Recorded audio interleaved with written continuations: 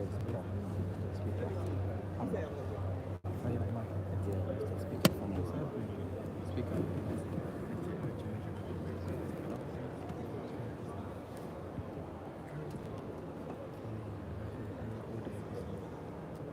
my God, okay, NDC. I'm just not going.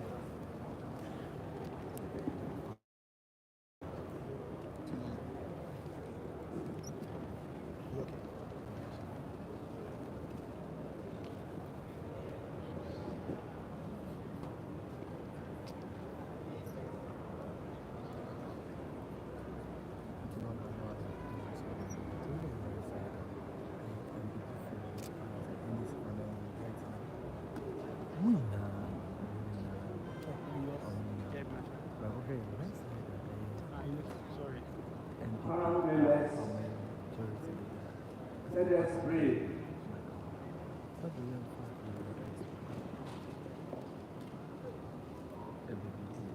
Almighty God, we humbly beseech thee to look with favor upon this Parliament of the Republic of Ghana. Grant that it may perform its high duty as in thy sight. Give divine guidance to the President of the Republic, endow members of Parliament and ministers of state with discernment and vision, integrity and courage, that through the labors of government, this land and people may be well and fully served, and thy good purposes for the common human life be realized in our midst. O God, grant us a vision of our country, fair as it might be, a country of righteousness, where none shall run with labor, a country of plenty, where evil and poverty shall be done away with, a country of brotherhood, where all success shall be founded on service and honor shall be given to the deserving, a country of peace, where government shall rest on the will of the people and the love for the common good. Let the efforts of those who struggle to make this vision a living reality inspire and strengthen our people, that they may give time, thought, and sacrifice to see the day of the contribution of Ghana and Africa. Amen.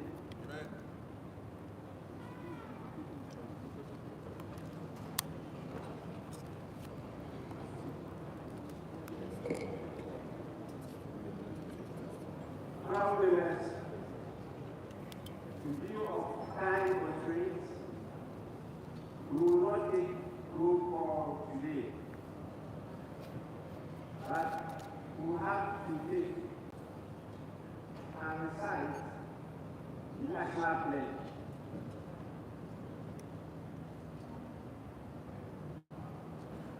Honorable members present for the 6-9, we shall proceed to recite the national pledge.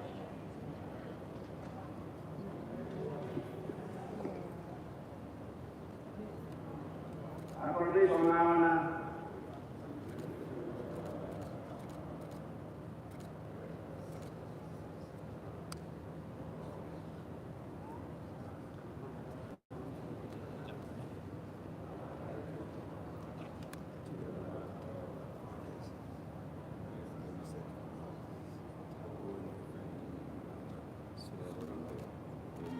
thank you so much. You may resume your seats.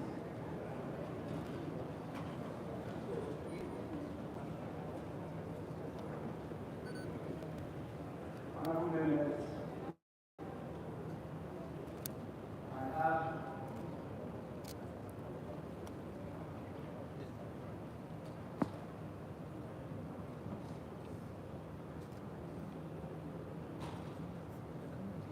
have two messages from His Excellency,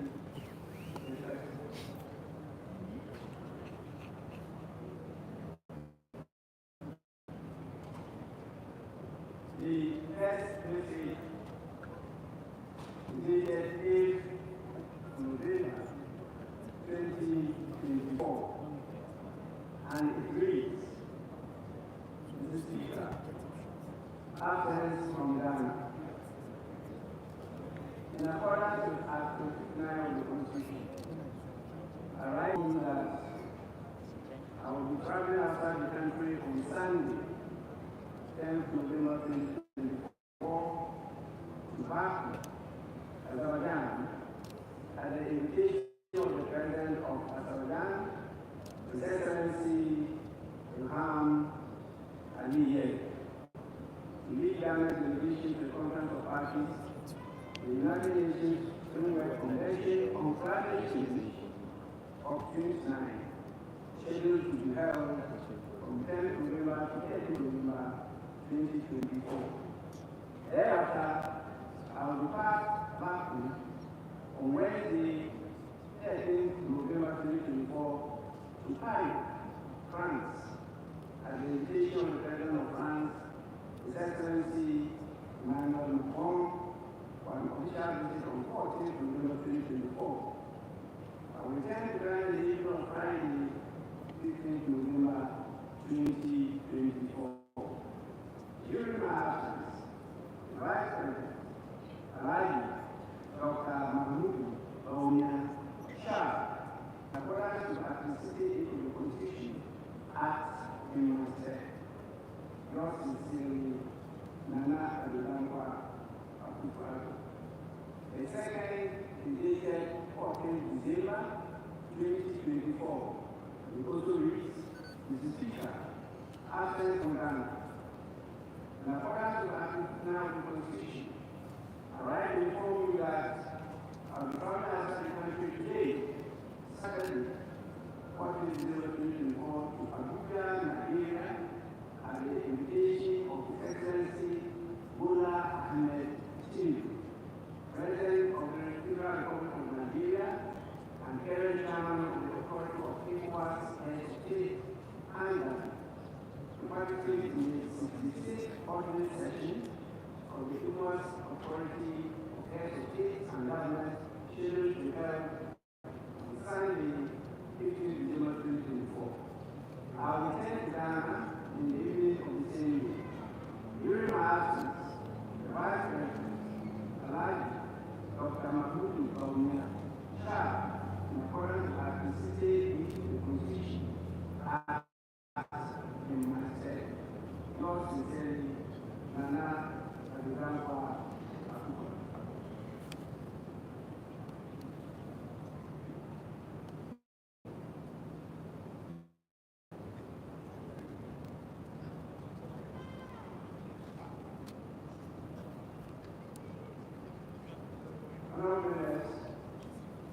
Today being the first day of this meeting,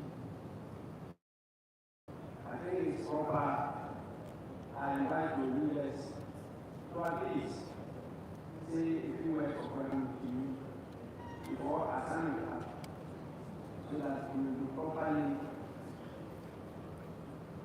recognize, receive, and to formally commence proceedings. We start with the minority leader, Honorable Dr. Alban.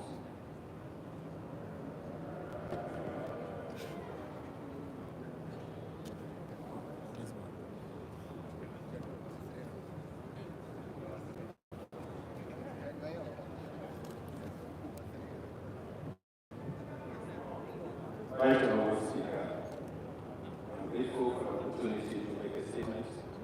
Welcome the good self, leadership, and all honorable members of Parliament back to this august house. Speaker, I would like to congratulate all members who were re-elected in the just ended parliamentary elections. Right, Honorable Speaker, again to our colleagues who unfortunately will not be part of the next parliament, I wish them well in their future endeavors.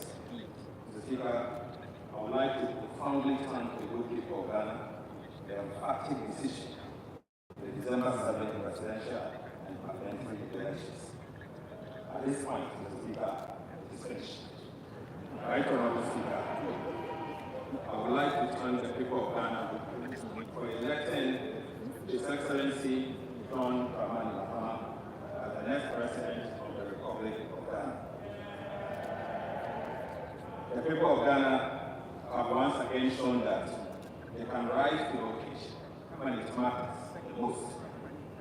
May I, at this point, acknowledge the hard work of our present 137 NDC members of Parliament for their dedication to duty, which has resulted in the unprecedented number of MPs elected for the NDC party. Mr. Speaker, I'm proud to announce that we were able to snatch over 50 parliamentary seats from our colleagues at the divide. We took more than 50 parliamentary seats from the ruling NPP party. Mr. Speaker, we have clearly shown that it is possible to reduce the NPP majority to incumbent. Indeed, incumbent is possible. Right, Honorable Speaker, the ninth Parliament will be unique and interesting. It would be a contest of ideas between the super NDC majority and the mini-micro NPP minority.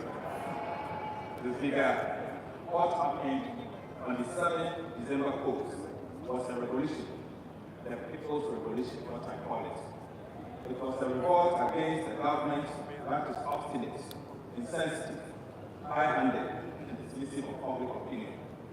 It was a revolt against the government that called people with dissenting views names, such as detractors, cynics, naysayers.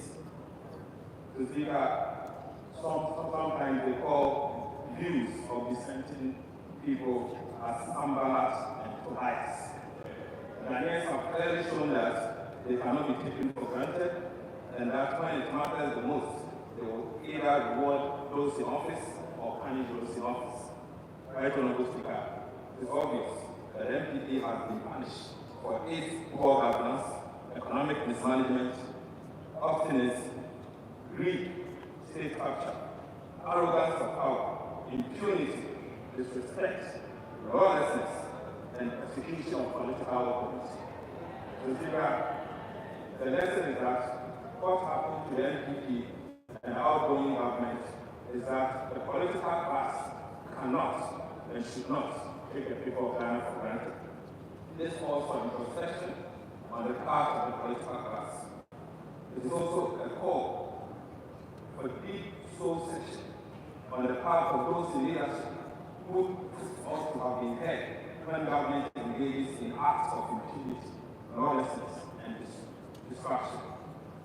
My cherished NDC political party and the incoming government will we never become like the Kufado Bawumia government. Right, Honorable Speaker, we have to be different. We cannot be like the NPP government. We may be guided by the principles of integrity, probity, and accountability. Mr. Speaker, the time has come for us to do right by the people of Ghana at all times and to champion people-centered policies that genuinely benefit the voter and ordinary Ghanaian, not the political class and its bodies. Right, Honorable Speaker, indeed, it is finished.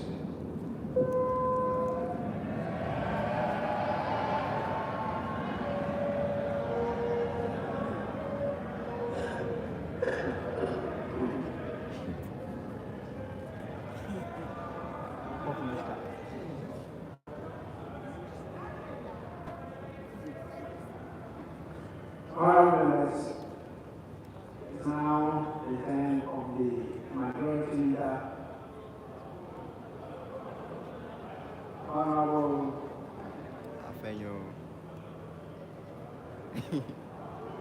and then the Ateno Market.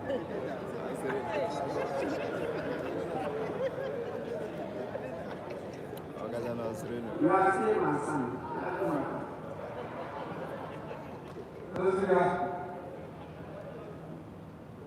Now is Alexander Ebenezer. Sorry, Alexander.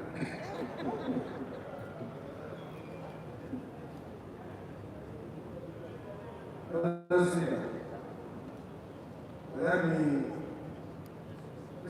opportunity to also welcome you into the House and welcome my colleagues, led by Dr. Kisi, who took us back into this honorable chamber.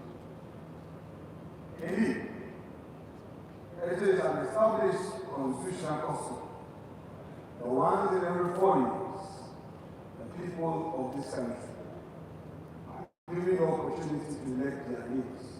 First, the President of the Republic, and second, parliamentarians, the people's representatives. On the 7th of December, this mandate was rightfully exercised by the people of Ghana. They did so peacefully, without fear. They have elected the President and members of Parliament. It is without doubt that our friends in the NDC have been made victorious. And I take this opportunity to congratulate the leader of the minority side and his team for such an unprecedented feat. I also congratulate His Excellency President John Dramani Mahama on his election. Mr. Speaker, Dr. Mahama did something very unprecedented. We've never witnessed it in the history of our politics before. Relying on his own internal coalition, at 9 a.m. on Sunday, he publicly acknowledged the outcome of the elections, conceded and congratulated the president-elect, who was yet to be officially declared by the Electoral Commission. Mr. Speaker, such a move by him was very historic and commendable. Today, we are here because of that similar action. Today, we are here because all of us collectively acknowledge that all we have is our democracy. Mr. Speaker, permit me to take us to memory lane. Mr. Speaker, in 1997, after the 1996 elections, the NDC received an overwhelming victory, and the NPP had only 61 in this chamber. It was a 200-member chamber. The NDC was only short of 1 seat to go get the tickets. But I am happy to say that that supposed medium minority, micro minority, as pronounced by Dr. Kisi, emerged victorious in less than in just 4 years because of hard work. They turned the minority into a majority when it came to the 2000 election. Mr. Speaker, again, in 2012, the NPP suffered another defeat, and the NDC had a majority. In 2016, another historic feat was achieved by the NPP, where we had overwhelming majority in this chamber of 169 seats. In less than 4 years, we started going back. And by the time the people exercised their mandate again, the 169 had reduced into 187, plus our independent who caucused with us, and we made it to 138. Dr. Foss, I am begging. You have overwhelming majority. But that majority will start reducing from the 8th of January. And I know that come 2028, we will be in the majority. Mr. Speaker,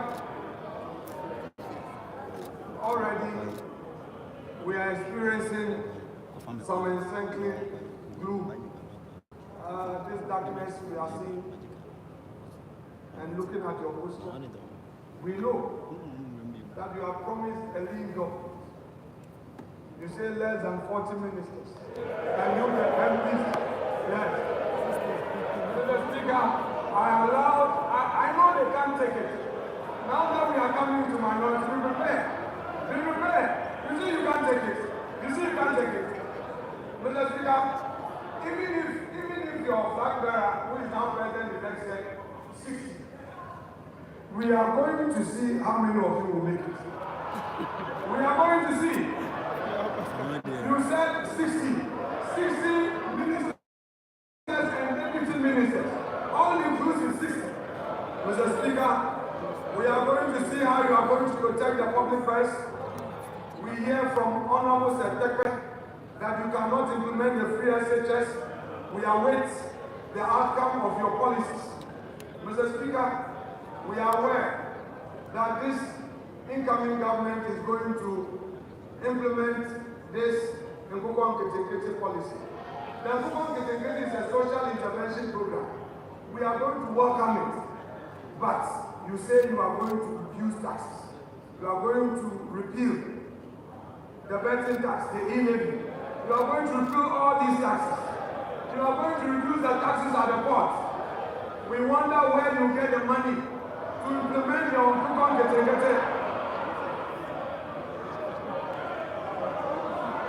We are waiting. Mr. Speaker,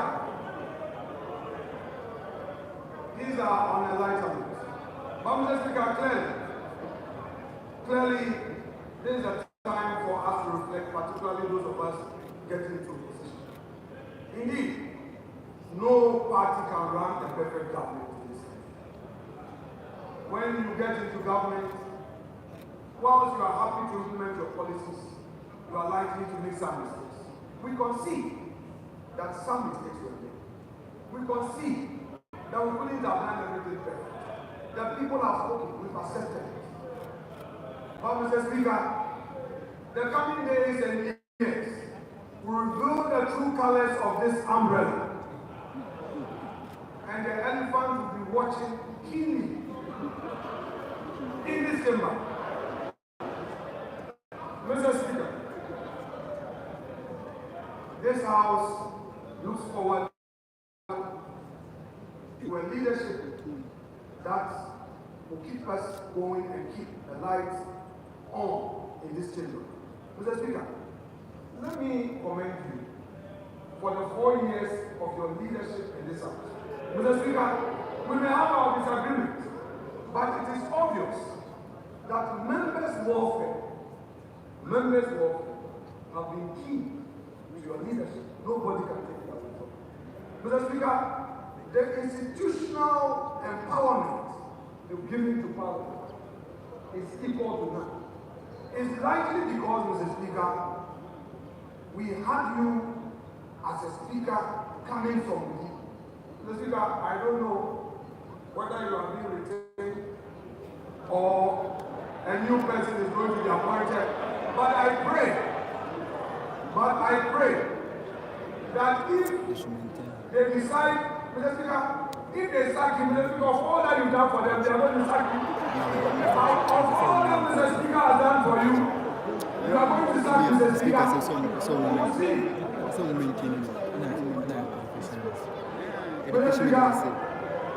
If they decide to retain you, I know Parliament is going to benefit. But if they decide to retire you, Mr. Speaker, they can do it too. They can do it. They are unpredictable, they can do it. If they decide to retain you, the happiness of this House will gather further momentum. However, if the new government decides to bring a new speaker, that speaker should come from within. We don't want an outsider. We want somebody from within who would understand us. But Mr. Speaker, having said that, we have some major government business outstanding that I would want to encourage colleagues that within the few days and weeks left, we should do everything possible to deal with these government business so that we can say that it is indeed finished. Mr. Speaker, there are also some important welfare matters I would want to pledge to my colleagues that together with my colleague Dr. Rt.Hon, who by virtue of his position in the transitional arrangement so far, I know he would understand the need to cooperate to ensure the happiness of members. I cannot foresee members being happy to do the rest of government business when we've not dealt with the issues of welfare. Mr. Speaker, these matters must be attended to. Members have projects outstanding in their constituencies. We need to together work and ensure that statutory funds that are outstanding are released so that members can continue their projects, hand them over, especially those who are living this. Mr. Speaker, to colleagues who could not make it, there's a better day tomorrow. Do not give up. The Frenchman will say, "C'est la vie." This is life. There are good days and bad days. If you lost, get back to the people, understand them, do some research, and I'm quite sure that upon that election, you'll be better prepared for a better day tomorrow. There are some amongst us who lost elections and came back. Go to them, consult them, and engage them. And if you are desirous of remaining in public life, I'm sure you'll make it the next time around. For those of us who have won, let us be mindful of the needs of our people. We should really evaluate, assess, and critically analyze our votes. Those that were coming down, we should know what the people are telling us, so that we'll be better prepared for the next election in terms of the decisions that we take. Mr. Speaker, with this, I would want to again welcome for this and thank also the parliamentary service staff. They've been our silent enablers, encouraging us, supporting us. You know, Mr. Speaker, they make us function and function effectively. To them, I say thank you. We appreciate your work in silence. God richly bless you for all you do in silence for the benefit of the people's representatives. Mr. Speaker, without more, I will thank you for this opportunity, and I say may God bless this house. Thank you.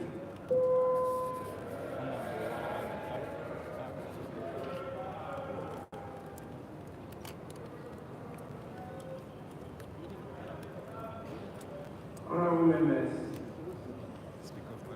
it is with a deep sense of duty and gratitude that I warmly welcome you to the grand arena of the Accra International Conference Center to commence the sittings of the 7th meeting of the 4th session of the 8th Parliament of the 4th Republic of Ghana. Considering how stressful the election season has been, many of you would have loved to spend some time with your friends and families and to recuperate and de-stress. Fortunately, you did not get that lucky. I am glad it has not been lost on you that this house stands at a critical juncture in our nation's parliamentary history. And so you have responded to the notice of summons to attend this national call beyond the expectations of our people. I appreciate all of you for the acceptance of my call to reconvene Parliament today. I want to take advantage of this opportunity to congratulate the people of Ghana, particularly the voters, for the exceptional display of maturity in the exercise of the right of choice as to who should lead our nation in the next Ghana. The peaceful manner in which Ghanaians participate in this pivotal process is a clear affirmation of our collective resolve to uphold, protect, and entrench democratic culture in the governance of our country. We have learned some lessons in the aftermath of voting, and I'm hopeful steps will be taken to remedy the defects in the electoral system and process, particularly of collation. Despite these drawbacks, the spirit of cooperation and respect exhibited by the majority of the voters and political leaders reflects the resilience and maturity of our democracy.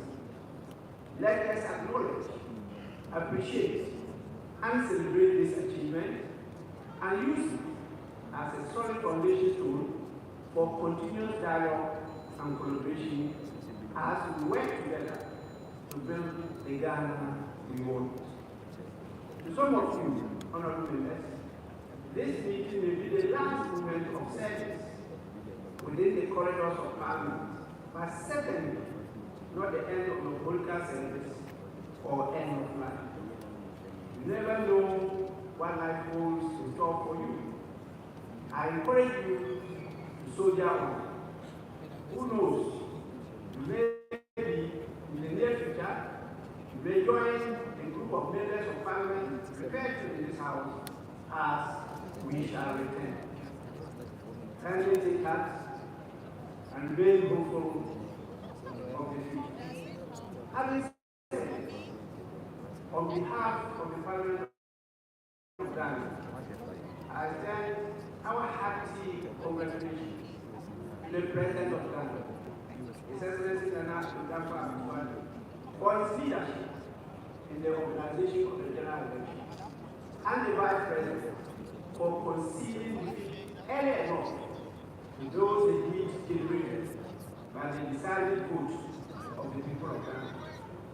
I also, on your behalf, applaud the President-elect, His Excellency John Dramani Mahama, the Vice President-elect, Her Excellency Professor Nana Okuku-Adimana, for scoring an emphatic victory and a heavy mandate of Ghanaians at the just ended general elections. I need not remind anyone of this saying, to whom much is given, much is expected. Your promise to reset Ghana has been massively endorsed by the voters, and you cannot afford to disappoint them. I trust Parliament will be a reliable partner and a gatekeeper to ensure a just delivery of that promise. Many opportunities have been unleashed and many more myths broken by this victory. But I'm very, very happy that we did not just pass a law on gender for nothing.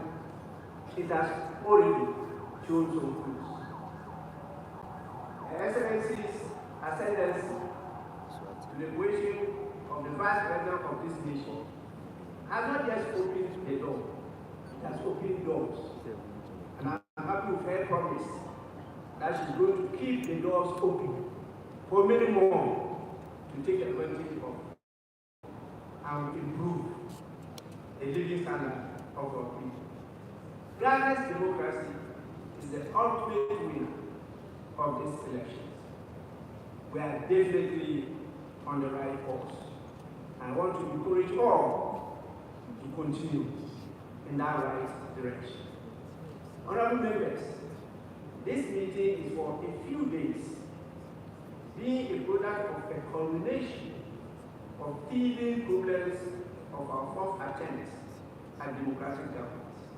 I take this opportunity to acknowledge the commitment, resilience, and dedication that some of you honorable members have made and displayed to ensure that the term of this parliament ends successfully. Together, we have maneuvered and creditably navigated through, for the first time, an unexpected hung parliament with its unprecedented challenges. Despite our failings as legislators and leaders, Ghanaians held their peace and endured with admirable patience and tolerance. I take this opportunity to commend all Ghanaians for the show and demonstration of democratic maturity. As we prepare to embark on this penultimate meeting, we have, honorable members, work to do. We have a duty to perform. We have a parliament to strengthen, and we have a nation to build. The business of this house is far from complete, and the legislative priorities before us demand nothing short of our loyal service, utmost dedication, focus, and firm action. Several crucial private and public bills, tax and financial propositions, international agreements, and committee reports are pending and at various stages of consideration. Unfortunately, the season and time are not in favor of a heavy work schedule as detailed out on the order book. We are compelled, in the circumstances, to rest and to prioritize business. Unless we abandon the interests of the people and nation, there is no way the long list of government business on the order paper will be done within this limited period of time before the end of the term of office of this parliament. Consequently, I propose the House consider the following items as priority business. 1. Expenditure in advance of appropriation bill 2024. 2. Environmental protection bill 2024. The consideration of the process of this bill has been taken already. It just left with the third reading only. 3. Boundary Commission Bill 2024. This is a very urgent bill due to the state of insecurity in the world, particularly our sub-region, West Africa. The Social Protection Bill 2023 as number 4. Parliament Transition Bill 2023. Parliamentary Service Bill 2024, and a few public accounts committee reports, which may not taken will lapse. They have to be referred to a new committee in the 9 parliaments. And I believe that will cause irreparable damage to our economy. The 2 bills sponsored by Parliament are essential in refining the processes involved in the peaceful transfer of the management and administration of Parliament to prevent the occurrence of the ugly incidents at the birth of the 8th Parliament. It is time the House takes a decisive action to enact a law to strand out in clear terms the processes and procedures of transition from one Parliament to the other.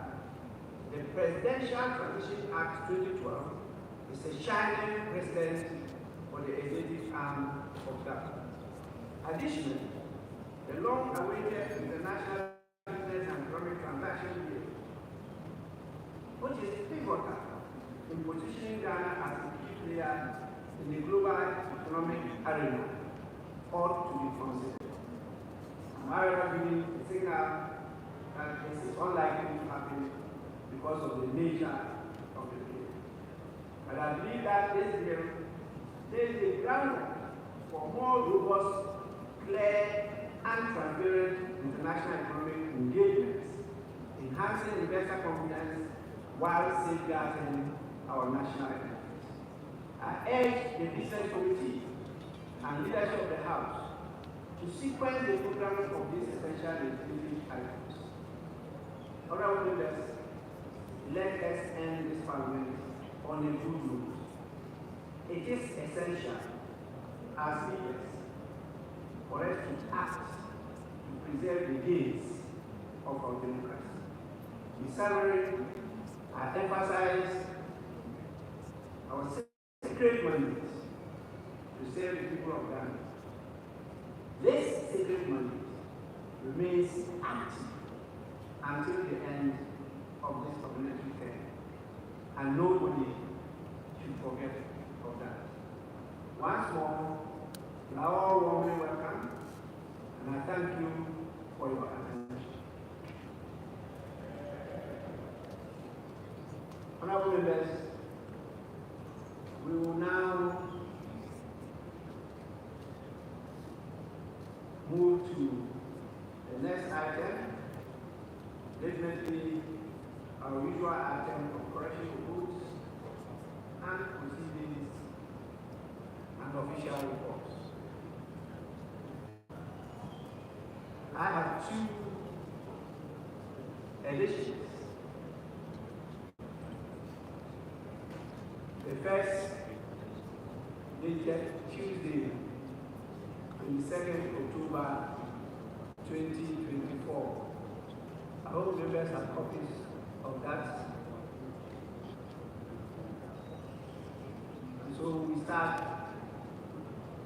the Tuesday, 22nd October 2024, page 1.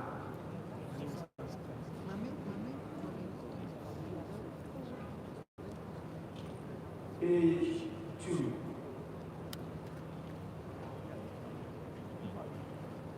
Page 3.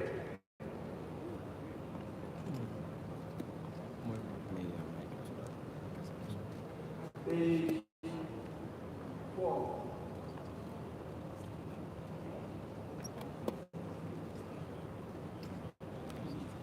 Page 5. Sorry, page 4. Honorable member for one central. The speaker, I just want to draw attention to the fact that you because there was no quorum. But if you look at the total number of people listed here, you have 161. That's contradicts written agenda house. That wasn't for back of quorum. And you have 161. I just wonder how it is. And the report is saying that the majority of us did not attend the house. So it's kind of contradicts the essence of the reason to close the agenda. Thank you.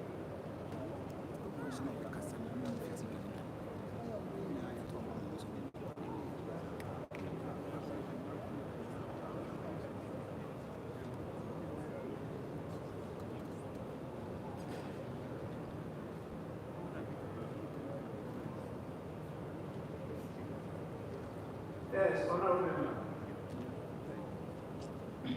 Right, Mr. Speaker, I'm grateful for the opportunity. Just wondering if we have been given different voting proceedings from the 2nd of October.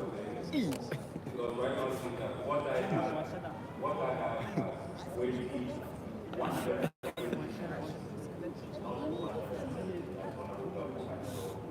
That's Tuesday, the 2nd of October.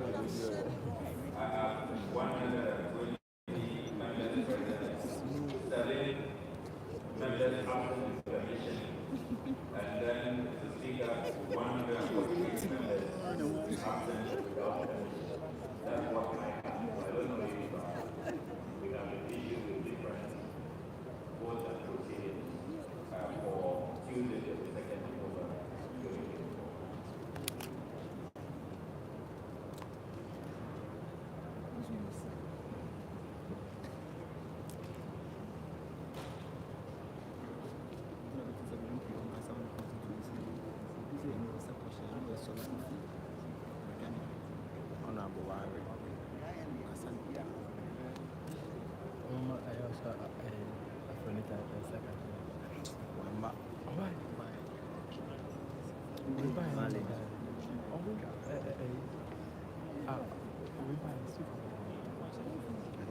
Yes. Majority. Speaker, just adding my point to what former deputy leader said on the respect of the votes. Speaker, even if it was 120 as per the record, the 120 president was sufficient number for the House to sit and deliberate on matters. So I just wanted to add my voice to what he said without more. Thank you, sir.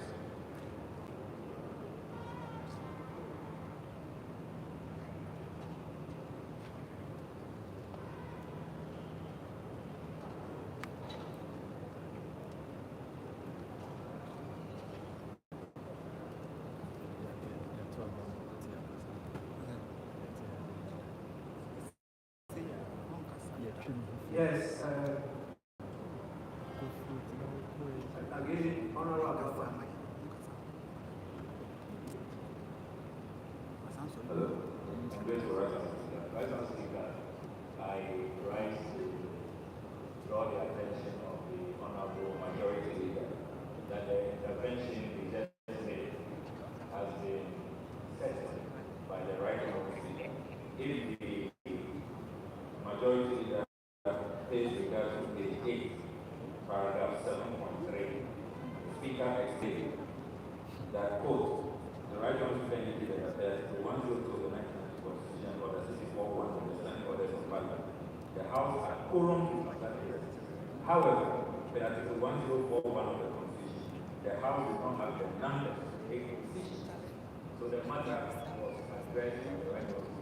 So that intervention that we had the numbers to proceed and all of that. The Speaker, we only had the numbers to form a quorum, but we didn't have the numbers to take a decision under Article 104, which the Right-Hon Speaker properly addressed. So I don't know where the majority leader is going to. We are leaving as a straight. And if we can focus on the correct vote and proceedings, if we do have the same vote and proceedings for Tuesday, 22nd October 2024, I think that will be done.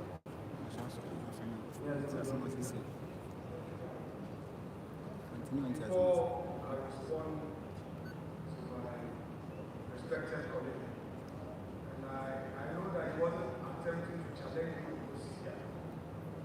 Against my procedure. Mr. Speaker, you made me aware some time ago, and this is a preliminary comment, that sometimes a speaker may have to make a mistake to ensure that democracy survives. So, Mr. Speaker, this told me sometimes that sometimes some mistakes are necessary. I'm referring to Mr. Speaker. Mr. Speaker, I'm saying that sometimes some mistakes are made just to get things done. So I have said that in jest. But let me go to the issue. The issue raised by Honorable President was the effect that the House was adjourned because there was no quorum to sit, not quorum to take decision. That was his argument. Mr. Speaker, that was his argument. Now why is it that although we had sufficient numbers to proceed with the case, Mr. Speaker, in Parliament, we don't only sit to take decisions. We sit also to make statements. When it comes to statements, statements are made when a matter of national importance is considered, is debated. A motion could also be taken. It is only when it gets to the point of decision making that the secretary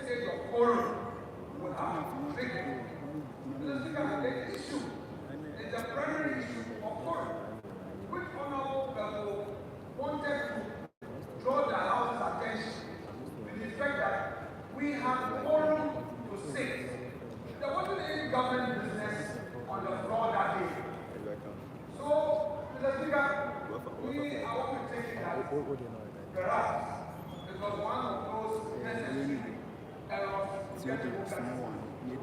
But, Mr. Speaker, there was no such issue of lack of forum for the House to sit. And the one committee member's question answers the question. Nobody should attempt to create confusion on this matter. Honorable members should not throw dust into our eyes. This is the issue. Answer will capture the referendum votes. It's here that we have 120 members present. That is the respect of the 22nd of October 2024. It's here. The last person is Zidane, Ben, and Watalu. It's here.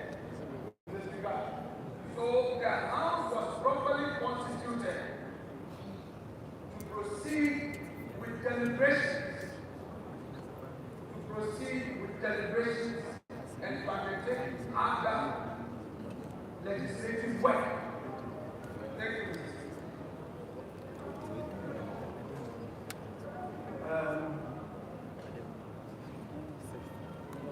Well, Honorable Rashid, thank you, Mr. Speaker. Mr. Speaker, I think we are operating at different levels. I did a state and made reference to the 10 days, which are 161 members. And so,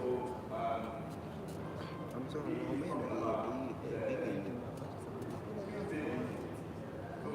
agreeing on the right path or otherwise, but that's not exactly what I meant. I just wanted to make reference to the 171 members. And I thought that the 171 members were not present in the House and wouldn't have been captured in the voting procedures. Thank you, Mr. Speaker. Yes. Honorable members, yes, please. Honorable I'm going to Speaker, the majority leader is raising matters that Speaker we have to be at in the House of these are matters that were not they are constitutional issues and we should not go the fact of the matter is that when we convene here on the 22nd of October, our colleagues on the other side did not attend proceedings. They were not in this house. They boycotted the system. And so we did not have a decision-making vote. And that is the basis of which the Speaker rule, which is clearly stated in the voting procedure. So for the majority leader to be using the backdrop of the surreptitious to say that there was a mistake by the Speaker, there was no mistake. There was no mistake. The fact of the matter is that we did not have a decision-making vote. And the Speaker stated emphatically that there were decisions that we had to take. We didn't need that day to read statements and to escape pleasantries and to file questions and all.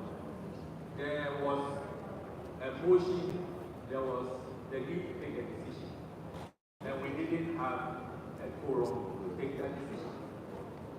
We didn't have the minimum 138 to take a decision. We didn't have it. So, Mr. Speaker, rule clearly. Mr. Speaker, in case the majority leader wants us to refer him again to page 8, the Speaker's rule, is there clearly that the House, the Article 104(1) did not have the number to take a decision because there was, according to the Speaker, a matter that required decision. And we did not have the numbers to take a decision. So if you read it stated clearly just read the ruling fully, and you'll see that the Speaker was very, very clear that we were meeting a decision, and we did not have a quorum to take a decision.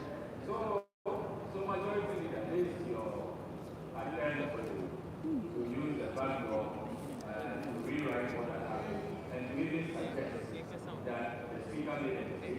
You know, if the Speaker made a mistake, have you come by motion to challenge the ruling of the Speaker?